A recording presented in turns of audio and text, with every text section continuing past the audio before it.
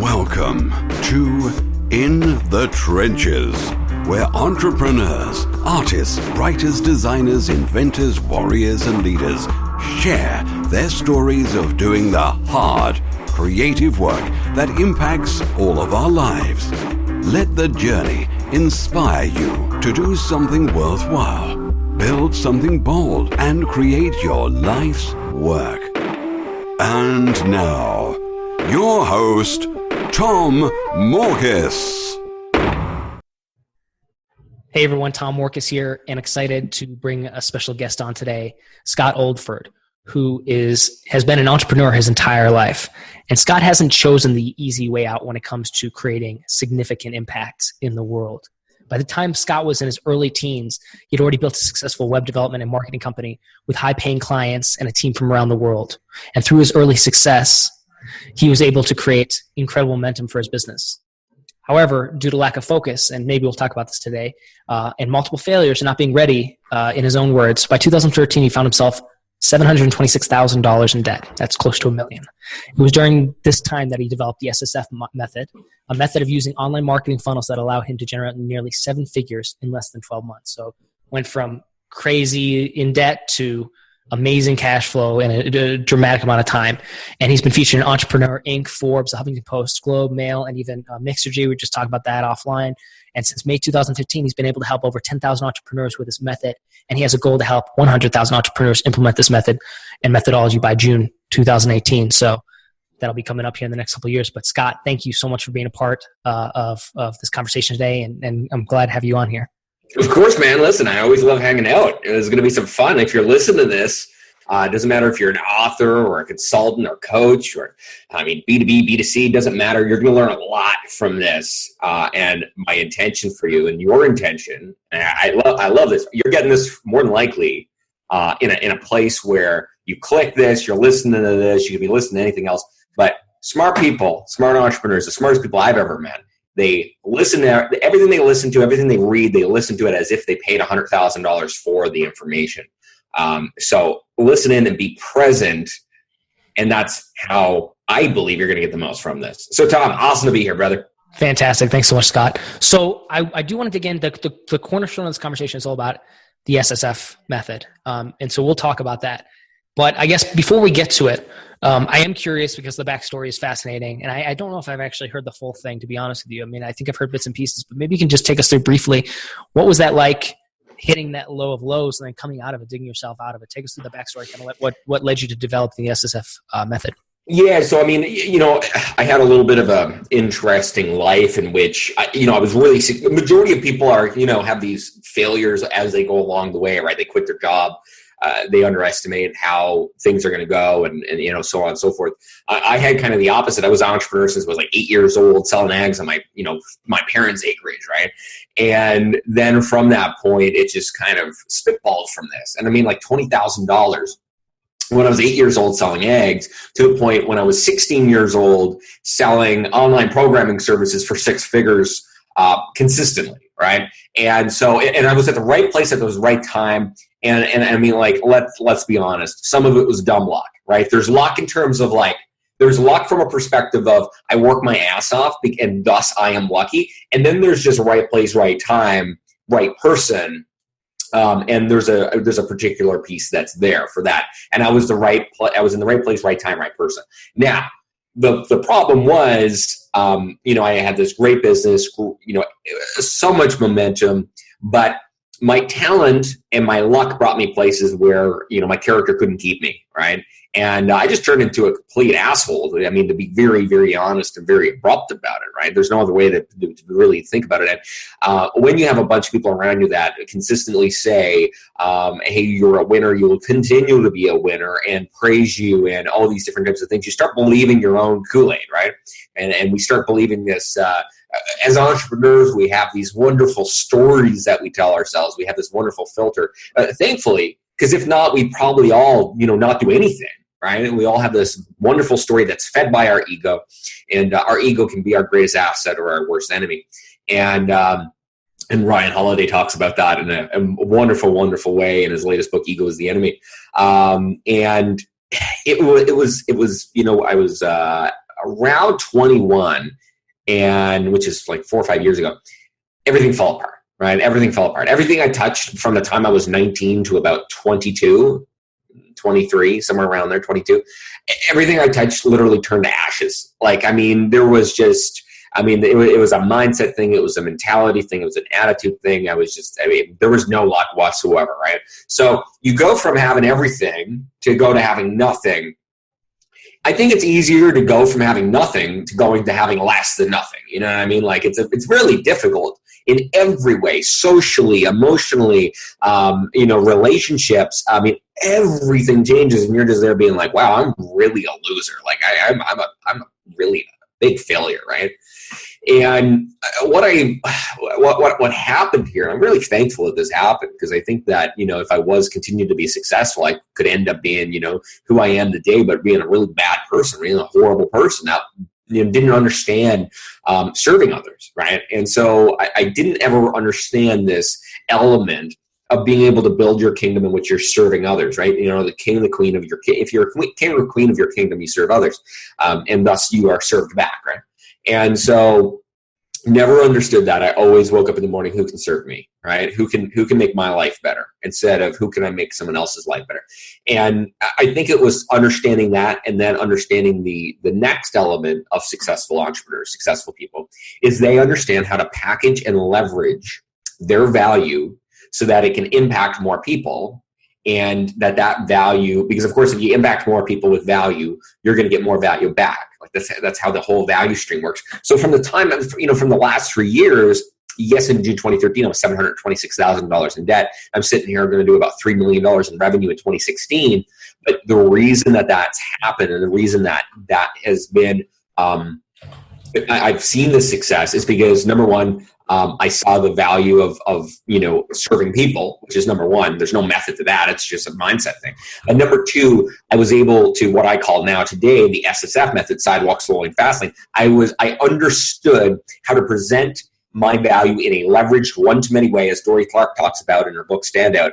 And I was able to very quickly and very effectively find a way to leverage my value and my unfair advantage for others, and then teach others how to do the exact same thing using the SSF method, which is a fundamental way of using marketing funnels, and a fundamental way from going one-to-one to one-to-many, which is incredibly important if you want to scale and build a seven-figure business.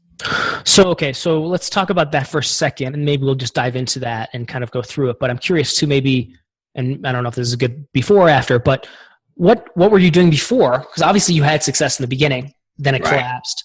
Right. What changed about the method? Like how is the methodology different now with the SSF? What were you doing before? And then we'll talk about what the SSF method is. Yeah. So I made a majority of my money in my teenage years in programming, creating online applications, it could be iPhone at the end of it, some iPhone apps, some Android apps. So I made a majority of my money programming, web design, web development in the heyday where you could charge a ton of money. Not like today where it's a commodity, right? It was very specialized back then compared to, today, right? You can get an app for an iPhone now for, $5,000. Back in the day you could charge 500,000. And it was a totally different situation. So that was what I was doing before. When it came to my actual failures, it was just the fact is, I wasn't focused. I was trying to do way too many things. I was trying to get the world to serve me. And up to the point of what really failed, I was having a marketing agency. And I was just, I honestly, I took really, I gave other people advice that I didn't take myself. And the advice I gave made them great money. But I thought I didn't need my own marketing funnel. And because of that, I had these ups and downs and these feasts and famines and just horrible times, people, places of complete anxiety. And, I was talking about on Facebook yesterday about, these PTSD-like symptoms of things that happen in our life because of the fact that we put ourselves in such bad situations sometimes as entrepreneurs. So that's what it was beforehand. And, I have always loved working with entrepreneurs, specifically the ones that are, making the 6 figures to 7 figures, because you can take an entrepreneur that's at $150,000 and bring them to 7 figures in 12 months. Super simple, super easy, right? It's the easiest place after you get past those 6 figures to get to 7 figures. It's so easy. Just like once you make your first 2 or 3 million, it's really easy to get 20 million. You know what I mean? Like it's a lot more difficult to get your first million and your second million, or I think they say your second million is the most difficult one. And then after that, it's really simple. So it's very much like that. I love working with entrepreneurs and I always have, but I didn't, the way that the method I wanted to go with, I wanted to help hundreds of thousands of entrepreneurs, because majority of entrepreneurs that are out there, majority of people that resonate with the word entrepreneur, they're living from a mindset perspective, a bank account perspective, from a place of poverty, right? Of literal poverty. And they have all this value, they have all this skill, all this knowledge, all this experience,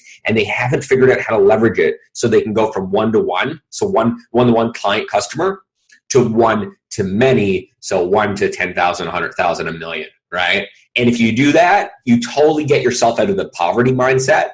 And I mean, listen, this is a different poverty than, the other side of the world. Like, don't get me wrong here, but it is a mindset where you continue to look in your bank account, you continue to work 16 hours a day, and you're like, what is going on? Something's not adding up. I'm sacrificing everything, and my bank account's still not adding up, and I still have more bills than I have money. What the heck is going on? I thought this entrepreneurship thing was a freedom play, not, try to figure out how to pay all my bills on time and be racking up debt. And it's totally avoidable.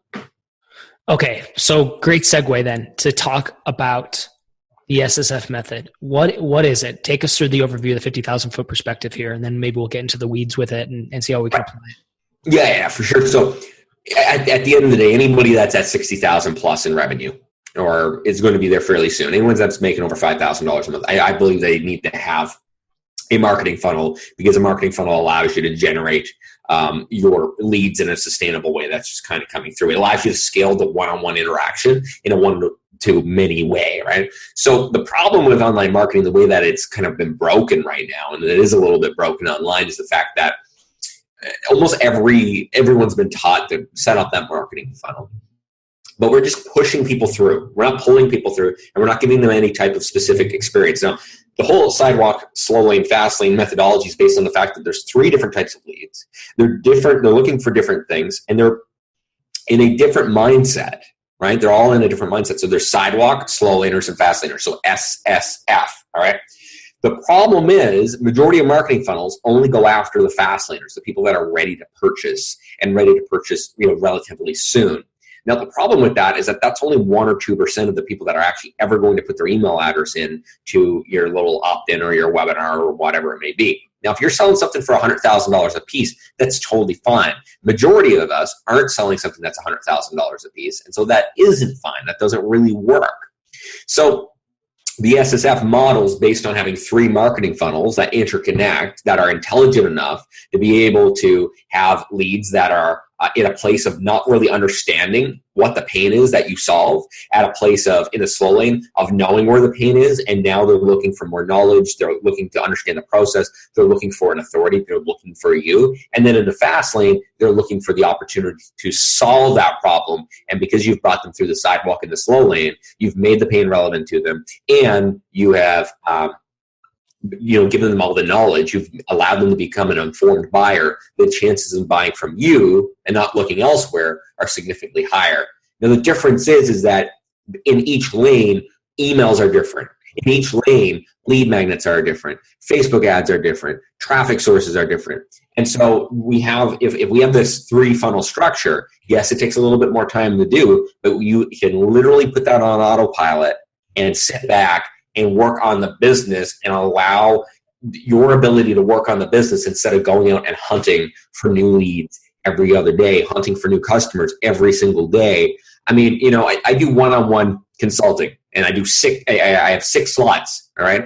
This entire year, there's been 1 case where 1 slot's been free, and these are not cheap by any stretch of the imagination. You're looking at almost 6 figures to engage with me from a consulting perspective, okay? I have yet to go and look for, I've only once looked to fill 1 spot the entire year. Those people have just simply come to me. When it comes to selling our, flagship lead generation program, I'm not out looking for leads. I'm not out messaging people trying to get them to buy it. They purchase it because they feel like they have a connection to me, and they brought themselves from the sidewalk to the slow lane to the fast lane. And once they're in the fast lane and they jump on that webinar, they want to solve the problem. It's not jumping on a webinar, oh, I want more information about this. It's jumping on a webinar of, I want to solve the problem. Do I feel like Scott can help me? At least in my case. Yeah. So let me backtrack real quick, and then we'll dig back into it. So the 3: sidewalk, slow lane, fast lane, SSF method. And these are designations of what would you call them? The type of the avatar, the type of lead. The type of lead. I wouldn't particularly say it's an avatar, because you can have different avatars in the business, right? And they can all go through the sidewalk, slow lane, fast lane. It's more so what mindset they're in, right? So somebody in the sidewalk isn't aware of the problem. They're not aware of you. They're in your demographic, geographic, behavioral profile, but they just have never really been exposed to what the problem is. They're not going to bed at night, thinking about this. In the slow lane, they've heard about it. They're aware of it. They see that it's a pain. They just don't know how much of a pain it really is. So, but now they're in discovery mode, right? They're looking for more. So video series, ebooks, podcasts, things like this here, where they can actually understand and process and make it their own and figure out how they can use it themselves. It's really, really important in that slow lane. And they're looking for an authority, right? They're looking for someone to look up to. We're all looking for someone to look up to when we have a pain, right? Just like we did in kindergarten, right? You always go back. You always think about your kindergarten teacher. Majority of people have a positive experience when they think about their kindergarten teacher. I know I do. Mrs. James, you know what I mean? Like fundamental person in my life, right? And then in the fast lane, they're convinced that this is a pain. They now just need to be convinced that you have the right solution. And typically this allows you to charge more. Typically this allows you to have much higher conversion rates. And I mean, the number of people that go to, say, a competitor of mine, it's so tiny once somebody's in the fast lane. I mean, they're like, hey, listen, Scott, I'm in, And so that's the difference then. Let me go and look at the 3 or 4 other solutions, which is a lot of the time what happens if you just are trying to bring in leads that are always already in the fast lane. Okay, great. So, and then one of the things you also said was that each of these type of leads, whether they're on the sidewalk, slow lane, or fast lane, they're going to be found, I don't know if that's the word used, so correct me if that's the inappropriate word, but they can be found in different areas. Like they're going to be searching for different things. They're going to be on different platforms. They'll be maybe even searching different things on like Google, so this ties into SEO a little bit. So take us through that. Like maybe give us some like buckets here of like, because you actually mentioned it in the slow lane, you were like, these are people who are listening to your podcasts, right? Books. So it was like in my head, I was like, okay, so having a podcast is good for slow lane people, if you're making that connection. So talk us through that. So you got to think about essentially. There's a couple of things you need to think about. You need to think about the intent of that person. The mindset of which they're to, and then the beauty with this marketing funnel is that you can drop people into any specific lane at any time. So, for example, someone's searching you on Google, right? You're going to put them into the slow lane, right? Because they're in information searching mode. You wouldn't put them to the sidewalk. They know their problem. You don't need to make the problem relevant to them. But someone on Facebook, here's why the majority of Facebook the people that try Facebook advertising, this is the number one reason that they fail. The commitment is too high on a low commitment platform. If they don't know you, why are they going to sign up to your webinar? You know what I mean? Like, why are they going to sign up to your webinar? And you look at it, Facebook ads in the last 3 months have increased in cost 64%. All right. In the United States, 72%. In Australia, 134%. Right. So all this, everyone's, not only that, in the last 6 months, the number of Facebook advertisers went from 3 million to 4 million. Right. 3 million to 4 million. So there's everyone's jumping on this bandwagon. If you want to make paid traffic, organic traffic, partner traffic work, you think about the intent of that you think about the mindset of that person and what they're thinking about when they're on a podcast, when they're on a webinar. If someone's going to come and spend 60 to 90 minutes on a webinar, they're probably really interested about being, or they should be at least, they should be interested about the solution. If someone's listening to this podcast, they're more than likely in the slow lane. They clicked it, interested in marketing funnels, more than likely knew what marketing funnels were, and knowing that they probably needed it. And so if you're still listening to this, you're in a slow lane mindset of wanting to have the knowledge and understanding the process and looking up to someone. And by the end of this, you're either going to say, okay, this is relevant to me, this is painful, and Scott resonates with me, or Scott doesn't resonate with me. And in the slow lane is really the determination factor of, hey, do you want, me showing you? Do you want, a 50-year-old man showing you? Do you want a 35-year-old woman showing you? Who do you resonate with, right? And that's a huge part of business, is that we have our own groups of people that resonate with us, right? And so in the slow lane, that allows us to target in a really, really great way. So let's say, for example, you're doing a partner promotion. Tom, I know you're in that world a lot. And a partner promotion, they're always going to be on the upper edge of the slow lane or the lower edge of the fast lane, and the webinar or the video series is going to bring them into the fast lane, right? So you would never do a partner promotion to the sidewalk, because you're going to just miss out on a ton of people, because they're going to be like, oh, this is too simple. You would never do, if you want to have really good high converting webinar, you would never do a Facebook ad directly to a webinar or directly to a video series, because you're going to pay way too much money. The commitment is too high for not knowing you, right? So whenever you're thinking about wherever the traffic's coming from, you got to think about how much time are they going to spend with me, and what are they thinking right now? Are they in complete discovery mode? Do they know what the pain is? Are they in purchase mode? Where are they? And then based on where they're to, you can then kind of think about, okay, where do I want to bring them inside of my marketing funnel?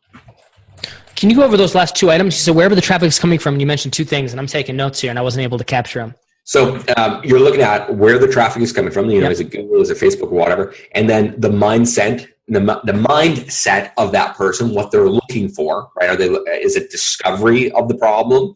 Is it discovery of the solution? Is it wanting to have the opportunity to work with someone to solve that problem? And then how much time are they willing to actually spend with you, right? How much time are they actually willing to spend with you? Because in a sidewalk, someone's willing to spend 5 minutes, right? Guide, quiz, mini video, something like that. In the slow lane, right? Video series, they're willing to spend about 15 to 30 minutes at a time, right? Video series, ebook, actual book, these different types of things. In the fast lane, they're more than willing to watch a video sales letter. They're more than willing to, go onto a webinar. They're more than willing to, go on, full onto a sales page or whatever it may be, right? Whatever that conversion method is to bring a lead to actually be a customer. But the higher the lane, the more time that you can request from someone, because now they're more bought into their pain and solving that pain. Okay, fantastic. So, and I know you have a whole course around this, obviously, that teaches this in depth. So I know we're only going to be able to scratch the surface here. Right. But there's some way that you can give me a framework to work with, like on a very basic level, that maybe is to some degree, people who are listening, they can be creative and apply it to their own situation. If you want to use an example, that's fine. We can go with an example and just roll with that. But show me how you would actually set up slow lane or sidewalk, slow lane, fast lane, if possible. Sure. So, Danny Inney, right? Yes. Yeah. Okay. So we just, Danny hired me on a consulting basis to help him implement his evergreen marketing funnel, because he was working before, but he wanted to bring down what we call the CPA, the cost per acquisition. And he wanted to bring it down by half. Right. So he's selling a $3,000 program, amazing program. He does launches. He does amazing launches, but he wanted to have that evergreen piece in his business, because it's a very, and this is the beautiful part about marketing funnels, right? It allows you to have consistent evergreen revenue coming in the door. Now, this is what we did for him. And we just launched this 2 weeks ago. We're already getting 50-cent leads off of Facebook, right? So awesome. That's great. Now, this is what we're doing. We got a quiz, right? Sidewalk, all right? We got a quiz, and that's what we go to Facebook with. Right, so everything starts from Facebook with this quiz. Now we're going to start bringing in some other forms of advertising later on: YouTube, Twitter, Google, these different types of things. Facebook's not the ultimatum. It is a good place to start for majority of businesses. It's not the ultimatum. You can get traffic from anywhere. Now, from the quiz, once they do a quiz, they get 1 of 4 profiles. Out of that profile, they get a little 1 or 2 page guide that talks about them. From there, so all that is the sidewalk. All right. All that is a sidewalk. So it's a point of getting them to discover, because the product, think about it, it's $3,000 program on how to build an actual program, right? How to build an online program. So then it goes into a 2 or 3 part video series. All right. It goes to a 2 or 3 part video series. In the video series, we're trying to do 3 things. 1, get them to buy into the transformation. 2, handle their objections before we get them to the sales piece, right? So dispelling the, kind of getting away with all the myths. And number 3, teaching them something that they didn't already know, right? Allowing them to have that discovery moment and that knowledge moment. Then from there, so that's a slow lane. And then we have the fast lane, which is the actual webinar. So the webinar is about 90 minutes long. And then we bring people into that actual webinar. Now there's lots of things that support this: email marketing, retargeting, all these different types of things. But that is the basic SSF funnel, is being able to go, say, from a quiz to a video series to an actual webinar or sales page or whatever. He's selling something for $3,000, so he's going to have to do it by webinar, and anything else really isn't going to work that well. So, okay, so I think this is fantastic. And when they go through the quiz, they come out with some sort of profile. Do they go through a different trajectory based on what they answer? Yes. They get slightly different emails. They get slightly different experience. Now, we didn't go full on, everything different, all the ads different, everything else. And I wouldn't, if you're listening to this, I wouldn't recommend you doing that either, right? Do a couple of different emails based on where they're to. So they're like, oh, okay, cool, they listened. But don't go too crazy on that, because if you go too crazy on that, you're never going to get your marketing funnel launched, right? Yeah. And marketing funnels, there's a couple things that define someone that will get this working compared to that don't. Number 1 is iteration, right? Number 1 is seeing failure as iteration, right? Things are not going to, there's certain things that aren't going to work in your marketing funnel. Number 2 is momentum over perfection, right? Money follows momentum. Money does not follow perfection unless you have millions and millions of dollars, or you're Apple, or you're some other really big company that is paid for perfection. Okay, and along with that is going to come the persistence, right? If you get this working, your entire life and your entire business changes. You can go from 150. I was working with somebody. They could barely buy the course, right? They could barely buy LeadCraft, which is the program. They could barely buy that. They're going to do almost $1 million this year. And so last year, they came in around November of last year. They started the program around January. They implemented it. Took about 3 months for them to implement. They're generating leads off of Facebook now for 30, 40 cents. And they're doing incredibly well. I like those numbers. Okay, so as I look at this, as an example, so just looking at this, because I think this is actually something relatively simple that most people could put in place. Obviously, it only scratches the surface here, but I think it's actually, I've been looking, kind of eyeing this as well, like moving this route with paid ads and stuff like that. But I want to be smart about it. I just want to blow a lot of money really fast if you're not. Right. So tell me a little bit about this. I'm curious for Danny, because I know Danny pretty well. I'm guessing most people who listen to me have heard reference to him. I mentioned him on multiple podcasts. I've shared his stuff before. He's a good dude. Definitely, I think one of the best marketers out there. And I'm curious. So he was doing this for his platform. So I'm kind of familiar with it. When he went so he goes through the quiz. That's how he gets the really cheap leads that you guys are getting. And then they're able to profile them. So you're obviously able to tag and segment and whatnot. And then you're putting them through a 3-part video series, 2 to 3-part video series. And I love that 3 pieces. So I'm just going to kind of summarize here, but get people to buy into the goal, dispel any myths before they get to the chance to purchase. So you're just getting rid of any objection handling right there. And then you want to teach something that they didn't know before. Exactly. And from there, you're not actually selling anything yet. You're actually pushing people from that then into a live workshop or live webinar. Is that correct? In this case, it's an evergreen, right? In this case, it's an evergreen. And then what we do is once a month, we hold a live one for all the people that didn't show up or all the people that didn't buy. Because on average, this is an amazing stat. On average, people go to webinars 3 to 4 times before they purchase. I'm not joking.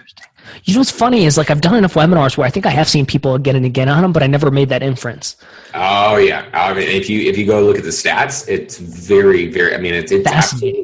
It is very fascinating because I'm like, how do you have time to do that? But at the end of the day, people want to see, is it a different offer? Is it, at the end of the day, here's a mentality, especially if you're selling stuff online. If you're not selling stuff online, and think about it, if you're here, you're not selling stuff online. It doesn't mean you have to sell stuff online for this to work. This works in any type of business, brick and mortar. I have a photographer using this. I mean, like she's booked up until 2018 at this point, right?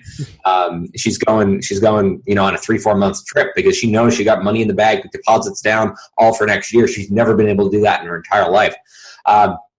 So what's really fascinating about the online business is that people, I mean, if someone's going to spend $2,000, $3,000, $5,000 with someone that they do not know, right? You want to see them in multiple facets. They want to see them in multiple places. It is somewhat hard to trust somebody that's just on the internet. They can be anyone. You know what I mean? And so there's a level of, wanting to see someone to be coherent. And I think that's why people, log on to these webinars multiple times. And you definitely see that with, I will say, you don't see with that if you're serving the market of people that are doing $250,000, $3,000. I mean, at the end of the day, I'm not going on a webinar 3 times before I decide, to work with someone. You know what I mean? Like, that's just not happening. It's like, I'm at the level now, I see the sales page. I'm like, I don't want to see the webinar. What's it going to do? What's it going to fix? Yeah, $5,000, cool. Here's my credit card. Let's do it. Right. But, that kind of comes with, having a multi-million-dollar business where you don't have, time is your most valuable asset now, and you're not, money is your most valuable asset.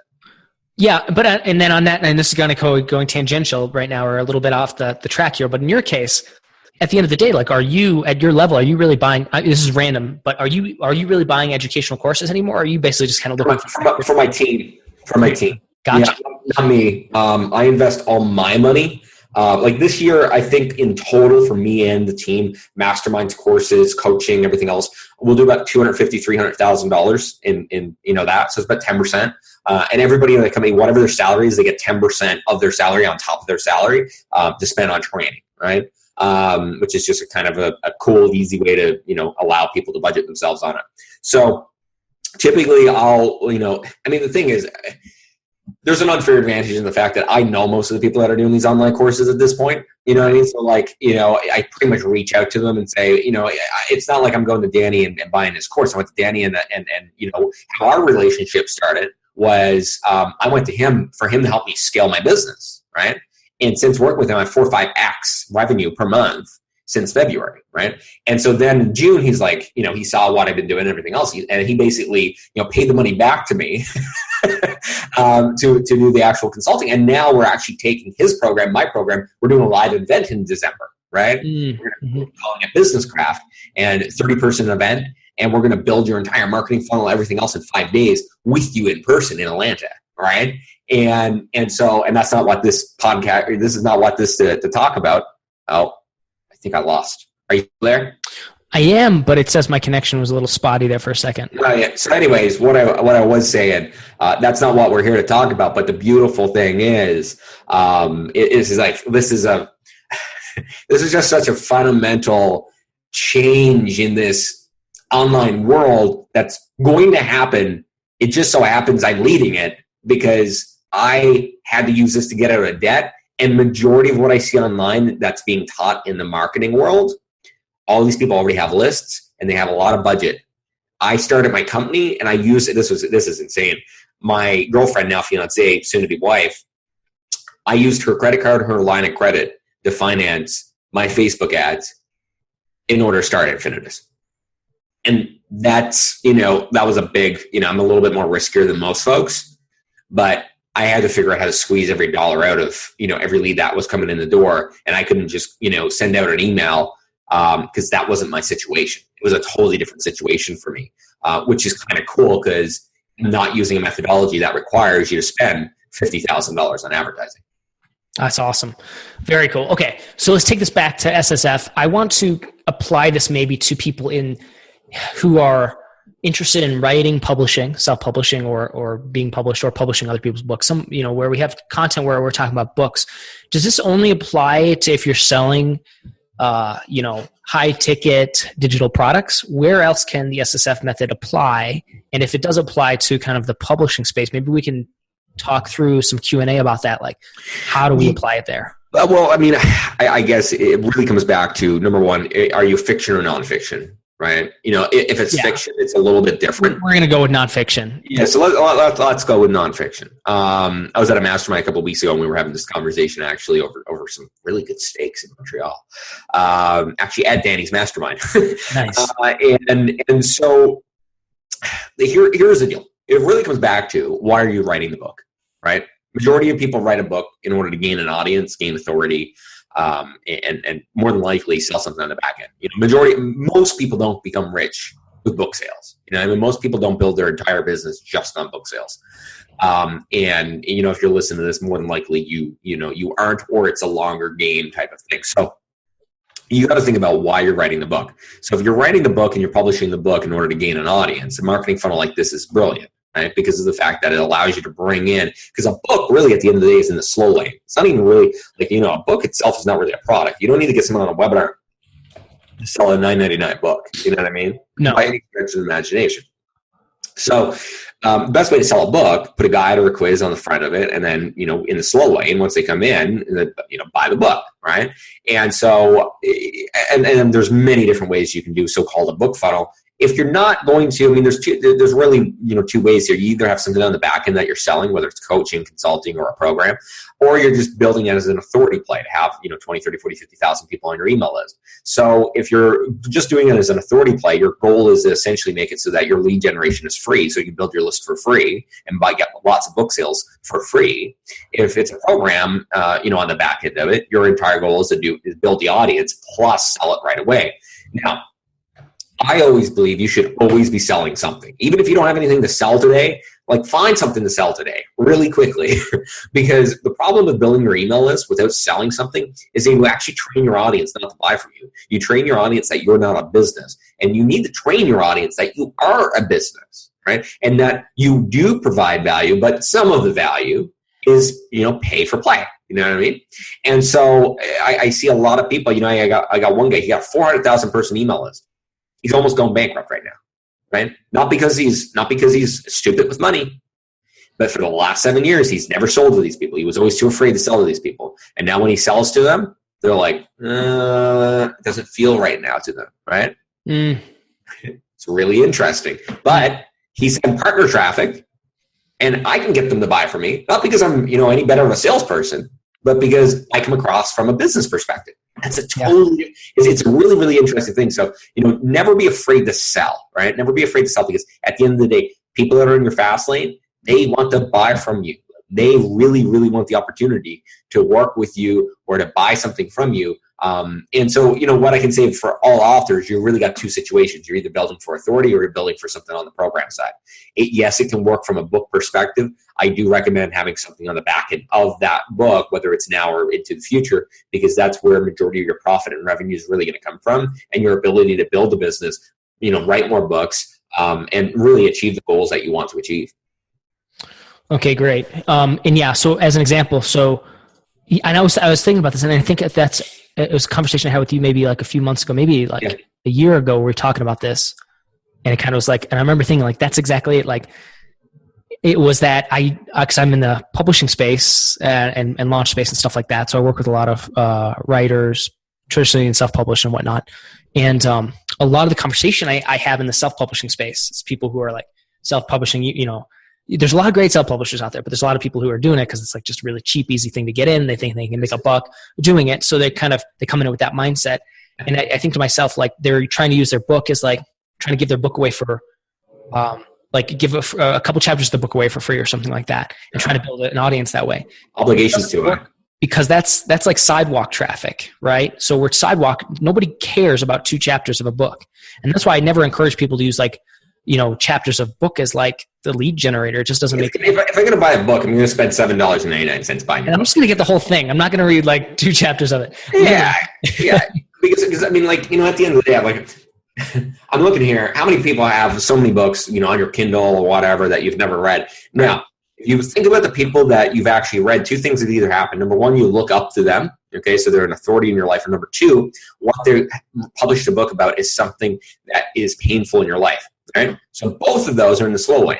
Problem is, people are going out trying to market their books to the sidewalk with the slow lane lead magnet or slow lane offer or whatever it may be. And you got to put something before it, right? You got to put something before it to make it relevant. If you don't make it relevant, because the thing is, even if you sold, right? Even if you sold 20,000 books, right? If nobody consumes it, It stops right there. Your authority stops right there. Your ability in the marketplace stops right there. But you have 20,000 people that actually buy the book and actually read the book and actually take action on that book. Now you have something that is powerful. And, in my opinion, books are useless unless someone's actually going to consume it and use that information. Yep.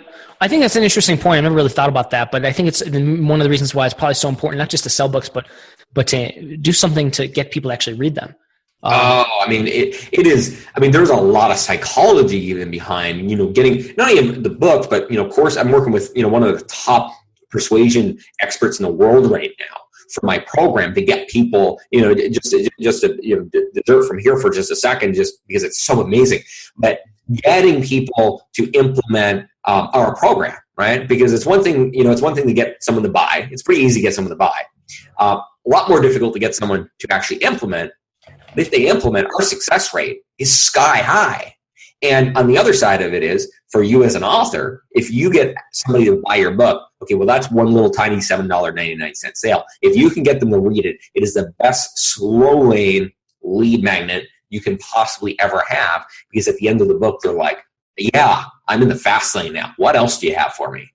And now that person, your lifetime value of that customer goes from $7.99 to $500 or $1,000 or $2,000 or $5,000 or $10,000. And that's where you actually make a very profitable business using your book. Yep. And so again, I think it comes to, so looking at this, we want to prep or plan or prepare, probably not so much planning, but actually execute on this stuff, of course, but thinking in the context of, there are people who will come buy our stuff who don't even know they have a problem. And those are the kind of people that we have maybe less than 5 minutes of their time to put into something. So it's got to be short, quick, get them onto the list kind of thing. Yep. Then from there, we can put them into the slow lane where we essentially share what the problem is that they might be feeling, kind of make them recognize that. As soon as they're recognizing it, then they'll be seeking potentially a solution. That's when we move them into the fast lane, when they're seeing that solution and they're looking for somebody to actually just solve whatever problem they have. And so in that construct, then we're driving. When you put this together, then I'm curious, how do you roll this out in phases? Like, do you have somebody start with let's do it, just start with this piece? Yeah, you typically build the sidewalk, slow lane, fast lane all at the same time, because at the end of the day, if not, you're going to lose out on a lot of people that would naturally go through. But in terms of advertising, in terms of rolling it out to public, you want to do sidewalk first, then slow lane, then fast lane. Especially even, doing your Facebook ads and all these different types of things. You can roll it out any way you particularly want. It depends on how much budget you have. If you have, $10 a day to put on Facebook ads, you're going to have to roll it out in pieces. When we do Facebook advertising, it's taken me a while to get to this point, but, now that we're spending anywhere from, I think in October, now given the fact we have a little bit of a launch, but we got $75,000 budgeted in October for ad spend, so I can put $1,000, $2,000 a day on ads. It's totally different than putting $10 or $15. If you're doing $10, $15, you need to roll it out in some phases, right? If you're doing it and you got some budget, you can do the whole thing right away because you have enough new leads coming in the door right away. Fantastic. Awesome. Okay. Well, I know we're coming to the top of the hour here. Scott, is there anything that you think that we didn't cover that's worthwhile covering before we wrap it up and tell people where they can find you? At the end of the day, don't get overwhelmed, right? Yeah. I think a lot of people get overwhelmed. Don't get overwhelmed, right? And just think about the fact that, think about how much time on a weekly basis or a monthly basis that you actually put in to hunting down new leads, new customers, all these different types of things, proposals, whatever it may be. Just think about that in your head. Now, think about the fact that in less than 3 months, and we do this all the time, less than 3 months, less than 5 hours a week, in 12 weeks, right?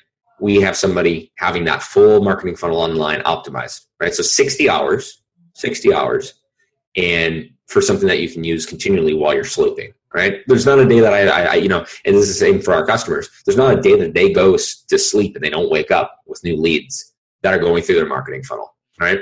And so that's a beautiful thing. It's the difference of a long-term investment versus, investing 1 hour here or 2 hours here or 5 hours here on business development. And there's no better way to be able to build a sustainable, successful business. Fantastic. I love it. Now, Scott, where can people find you?